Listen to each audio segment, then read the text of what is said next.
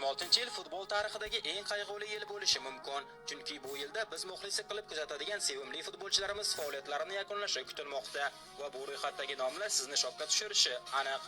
Robert Lewandowski, polshalik gol mashinasi, yillar davomida yuqori formada o'ynadi. Hech kim gol olmagan paytda gol urdi, hech kim ishonmaganida ishonchni oqladi. Hozir ham uning g'alabaga bo'lgan ishtiyoqi so'nmagan, ammo vaqt hech kimni ayamaydi. Keyingi yil ehtimol uning so'nggi futbol yili bo'lishi mumkin. Luka Modric 40 yoshida ham yuqori formada o'ynayotgan afsongar. Modric hozir ham Milan safida yuqori formada o'ynamoqda, ammo baribir 40 ga kirganini inobatga olsa, keyingi yil Modric katta ehtimol faoliyatini yakunlaydi. Lionel Messi dunyoni zabt etgan kichik shahzoda. Bu futbolda yutish mumkin bo'lgan hamma sovrinni yutdi. Dahshatli rekordlar o'rnatdi.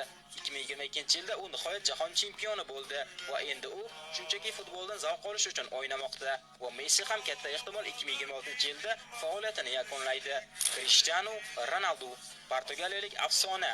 Uning futboldagi o'rni beqiyos. Krish o'z yurtiga eng buyuk orzuni taqdim etdi. Yevro'ni yutdi va kichik bir millatga dunyoni zabt etish mumkinligini isbotladi.